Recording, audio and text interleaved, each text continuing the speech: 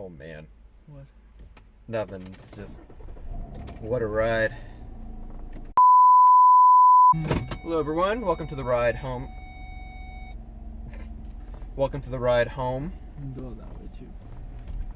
We just got out of an early screening of Blade Runner the day before it comes out. Officially. That's right. Be special. And, whoa. So, Kenzie, you're the guest. In a word. I'm gonna need a minute to think of a word. Okay. For me, in a word, I'd probably have to say it was... Oh, geez, how do I describe it? I got my word. Alright, go ahead. Striking. Striking? Mm-hmm. Oh, that's good. Very good. That's clever. So for me, in a word, I'd probably have to say... ethereal, I guess. Yeah. I think that's a good word if I'm using it properly. Yeah. To describe it. Definitely. Full spoilers, by the way.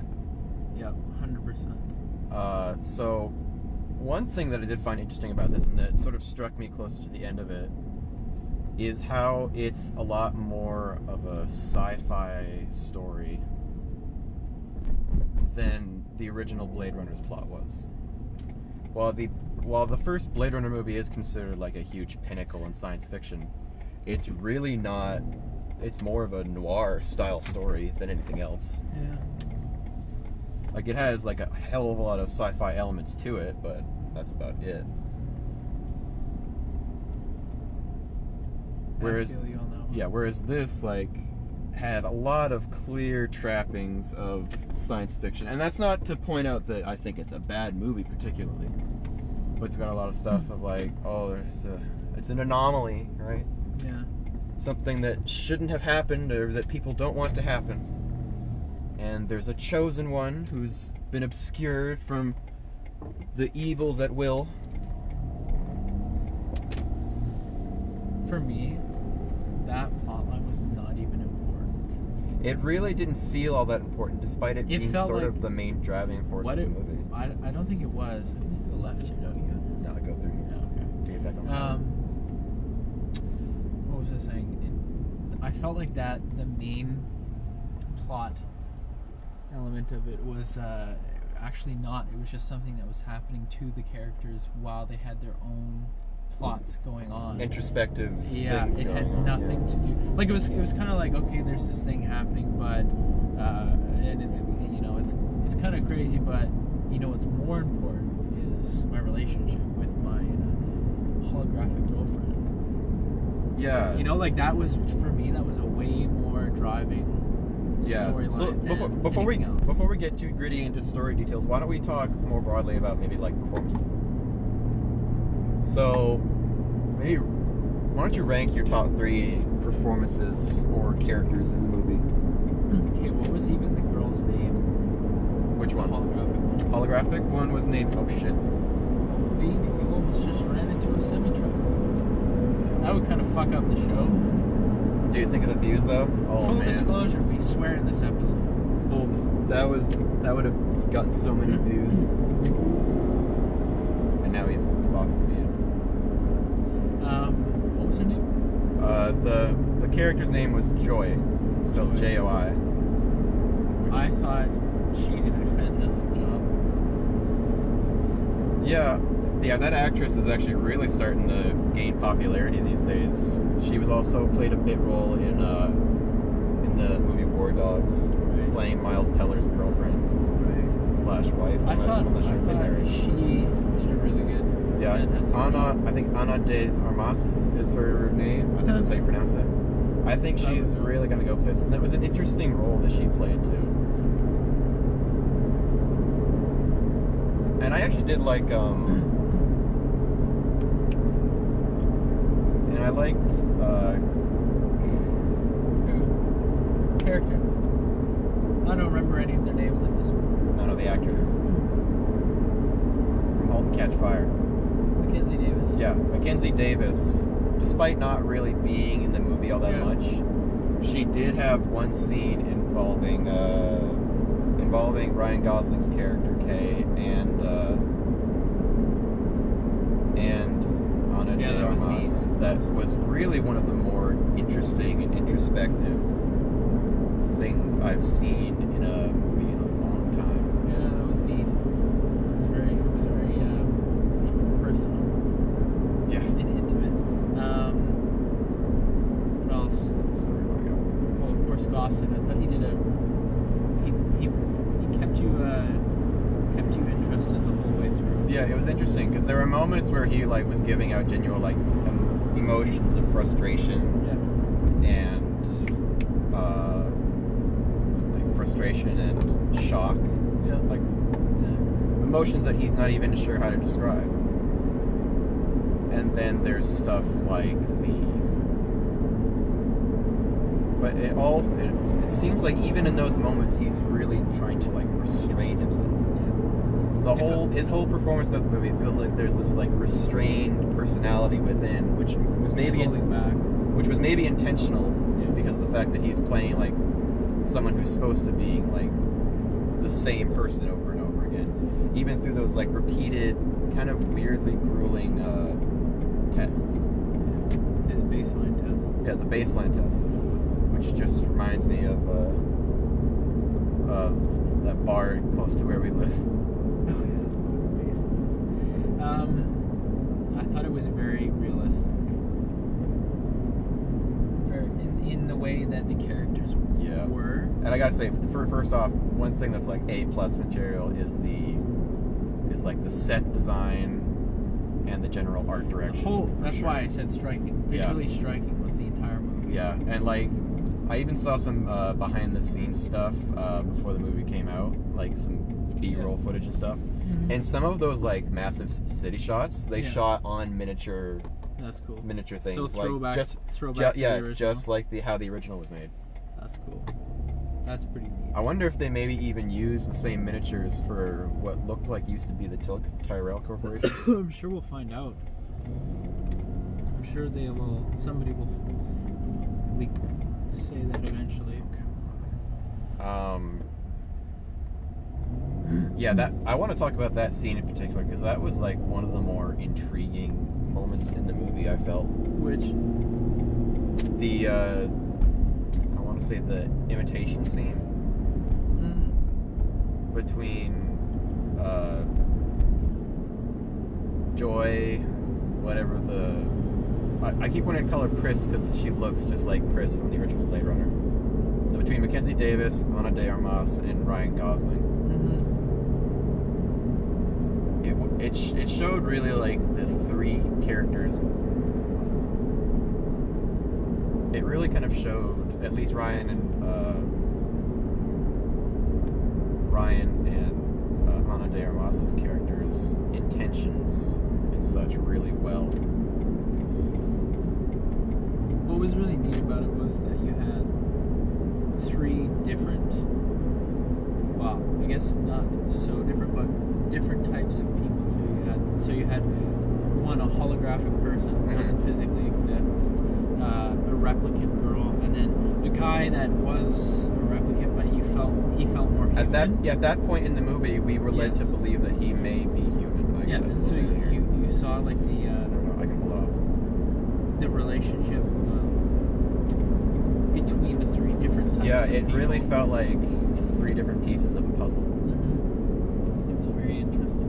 And regarding plot stuff, that I did find that very interesting. The fact that they sort of jump back on the idea of Kay being the child. Yeah. And I like how subtle of a letdown it was too. Like it wasn't like this big thing that broke the character. It was kind of like, oh no, you're not it. Okay, But let's move on. I think that's what I meant. Like it felt real. Is like real life isn't so dramatic always, and then sometimes it's just like, oh, okay, I guess I'll move on now. Yeah. Whatever. Well, I think it was also a real defining moment for the character of Kay too, Yeah. because in that moment he realizes, like, despite the fact that he thought he was this human thing, Yeah.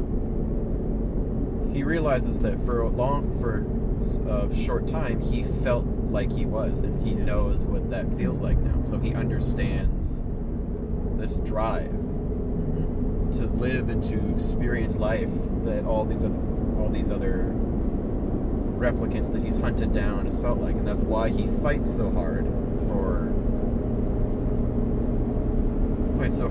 his goals at the rest of the movie. Yeah, exactly. Yeah, I thought that was very neat. I will say I was kind of let down by the character of Wallace. Yeah. By Jared Leto. Not to say it's anything wrong with Jared Leto's performance in particular. It's just character. No, it's just we barely saw him. Yeah. Like, it felt like, especially for the amount of effort and hype that we heard about Jared Leto's scenes leading up to the movie. Yeah. Like the fact that he had kind of blinded himself to do them. Yeah. By wearing those contact lenses, like even when he's not acting in a scene. Should have seen more of him. Yeah, I felt or like... a bigger finale at the end with him involved. Yeah. But I mean, I felt like maybe in a way it's better that way. Again, realistic. Because one of the things that I hate the most about, or one of the things I disliked about the original Blade Runner's plot so much, was the fact that they sort of, maybe not shoehorned, but they put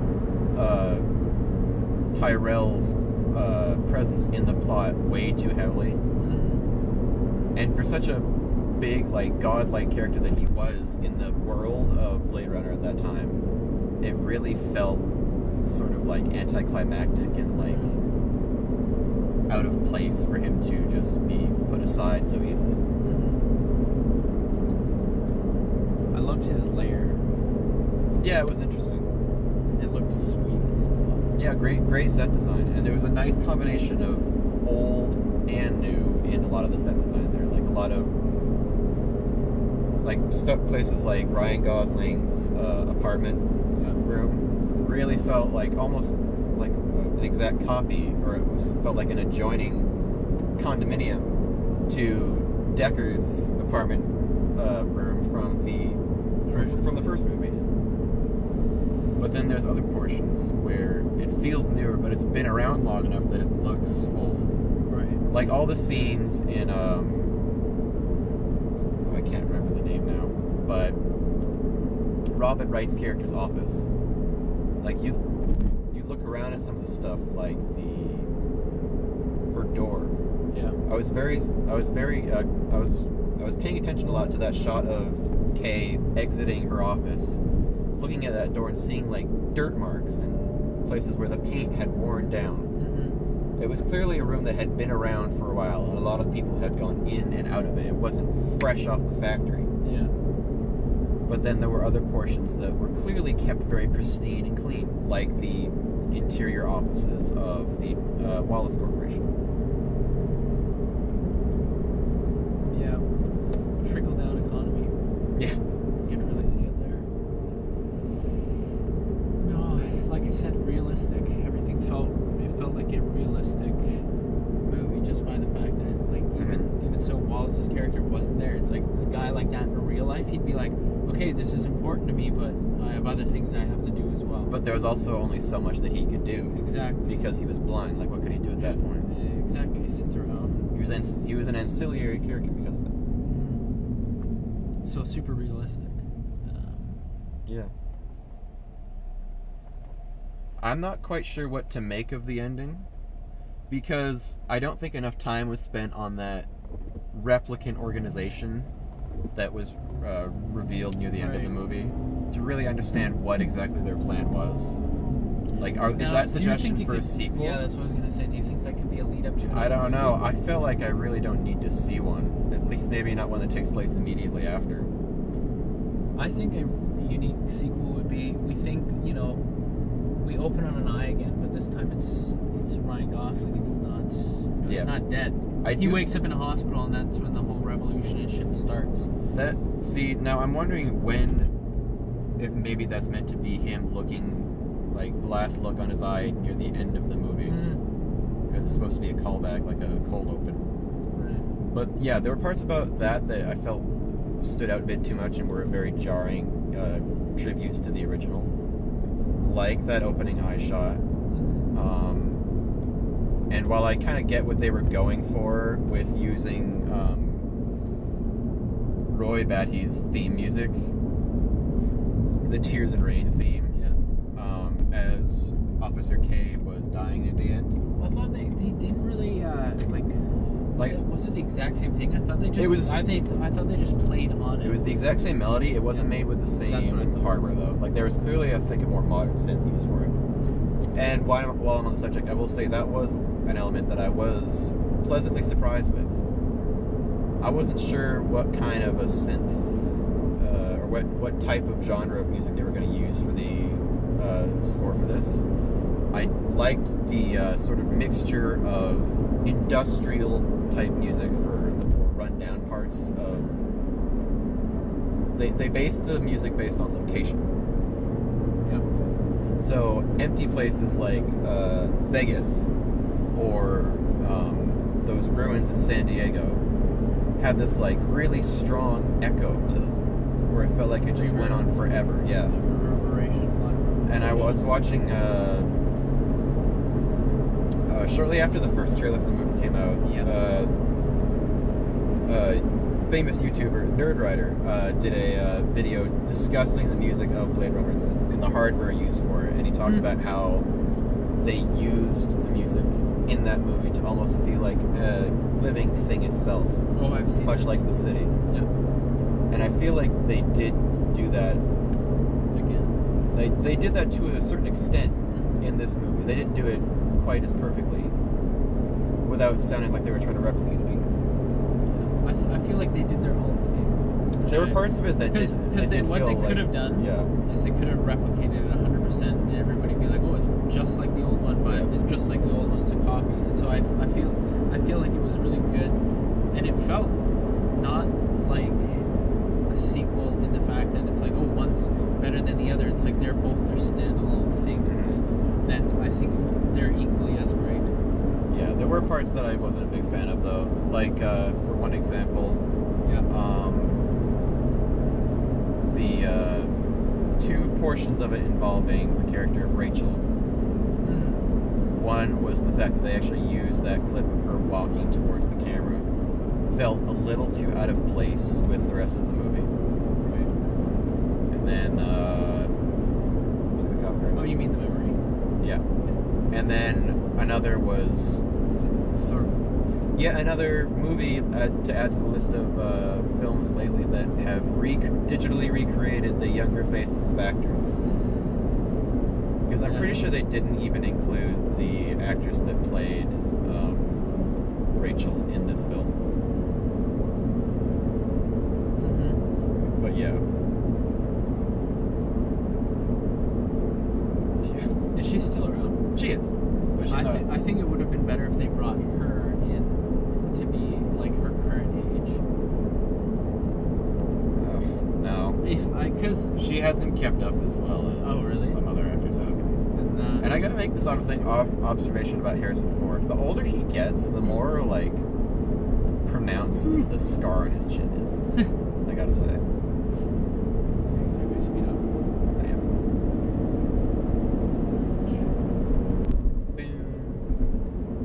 Yeah, I thought it was neat. I thought it was pretty well done.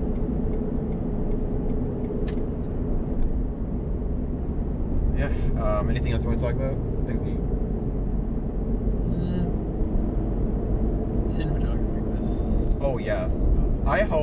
I really hope, because Roger Deakins has been doing like DP stuff for so long, and he's done it on so many movies.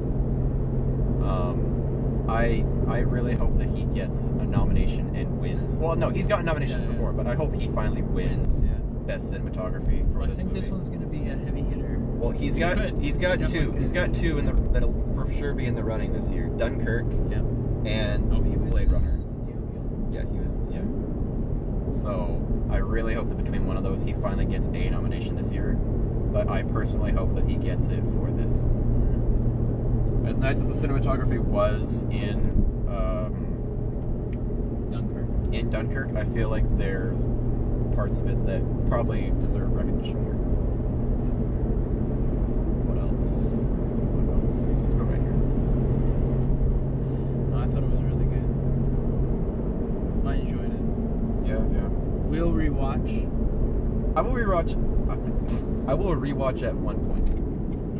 I don't think I will be doing it in the near future. I'd like to let it sit, age like a fine wine, and then rewatch it with fresh eyes. I'm definitely going to download that soundtrack though. Yeah. There were parts of it that I felt stuck out as a little too like, you know, like that generic like Inception-y blah, Right. Yeah. which definitely kind of took me out of the moment. For me, it immersed me more. Yeah. It just was like I wasn't so much paying attention to it. I just let everything kind of wash over me and see how I felt, and then it was like very made you feel like you were part of that overwhelming, massive Yeah. city that just washed you away. Yeah, and that I really liked that transition they made from when he was out in the farmlands to watching like how the city sort of like thins out as you get further away from the center of it, but watching it build up from. And as he turns and winds through everything, Yeah. and it gets more and that more was big buildings. that and was it's an just incredible massive. shot. I also liked how the fact that they were sitting out in wherever the fuck they were, Vegas, I guess. Yeah. And they were burning stuff, and they had a fire going, and at that point you realize because they were all replicants, and they just wanted to experience what it was like to, feel the fire. Because they could have brought the wood back. I'm assuming they were burning like some sort of like wood or something like that. They could have brought it back and sold it, as you heard that guy said, "Oh, you're rich. You have this little wooden horse." You got a piece of wood. You're rich. Yeah. And Look then, at me. I have the wood now. Exactly.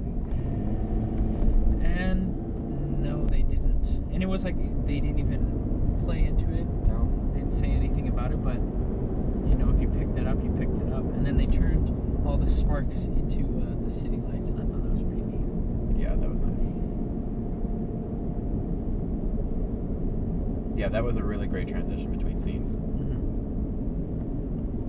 What else?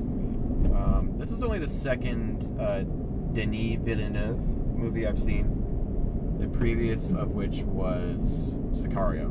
Yeah. And Have you not seen Arrival? I have not seen Arrival yet. I'll get to that. What other I'll get movies to does that. he have out? I'll get to that eventually. He's done Prisoners, Seen it? Enemy. Yeah. I think there's a couple smaller French films. I think I've seen most of his big stuff. Yeah. I'm a big fan.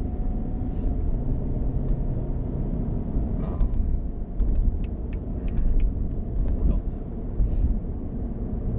gonna have to make a lot of cuts here. And Yeah, a bunch of smaller ones. These are kind of like his big past couple of years. He's doing a lot of good work. you do enough good work, you start getting traction. Exactly. People want you to do good things. I will say, I heard criticism before seeing the movie that it was maybe one of Denis Villeneuve's more boring movies. Hmm. And I will say, there aren't a lot of moments in it that gave a genuine tension. Yeah. But, I mean, I can't say that the original Blade Runner had that either. I think that was. That was intentional. It just gave you the feeling like you're watching an ordinary. Well, no, it was more of an introspective it was type exactly. thing. And I think that was one of the things that people sort of bashed Blade Runner for when it initially came out, Mm-hmm. was the fact that it wasn't really an action film or anything like that. Exactly. No, I was a fan of it. Oh, yeah. I was a fan of how they did it. I was actually And we genuinely... had fucking prime seats. I must say that we were fucking center of the theater. Yeah, we were really good spots. I was kind of unsure about that row of seats because it had like on the map. Yeah, it was separated. It showed the separation between No, the back and the front. That was the good spot. Yeah. Not gonna I lie. gotta say. I was kind of doubtful. I'm like, E 1350. yeah, just like right in the center practically. That's the place to be. Yeah. I was kind of sure because I was kind of unsure because initially I was thinking, oh, maybe I'll go for these side seats on the right hand side to row back. Yeah. But then I'm like, you know what? Screw it. Let's just go center seats. Exactly.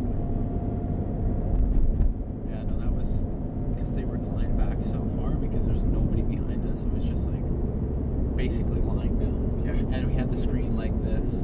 You gotta get some improvements to that IMAX theater though. Yeah. Get the recliners. Come on. What is it? What are we, animals? We have to recline ourselves. God damn. And it doesn't stay reclined? We have to hold back? I didn't even notice that. Savages. Oh, I had my legs on the seats below us. I had my shoes tied on too tight.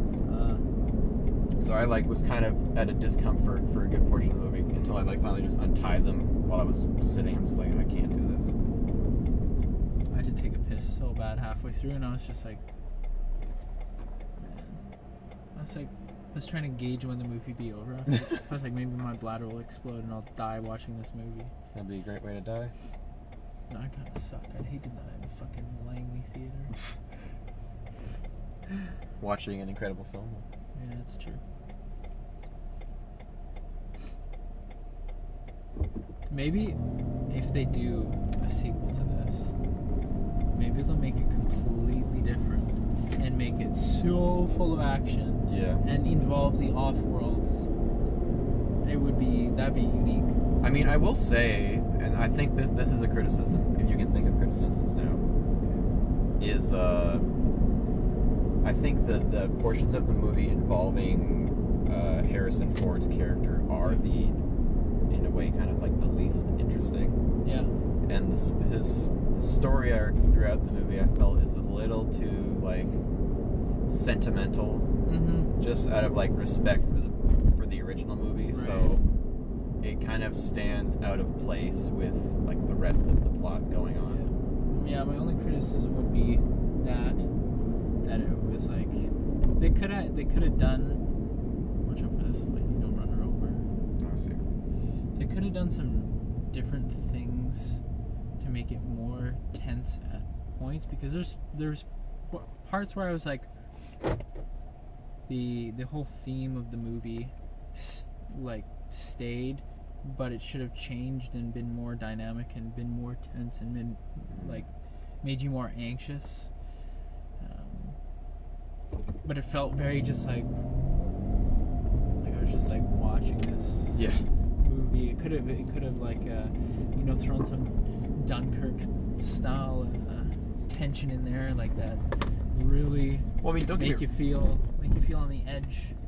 Don't get me wrong, there were scenes of tension.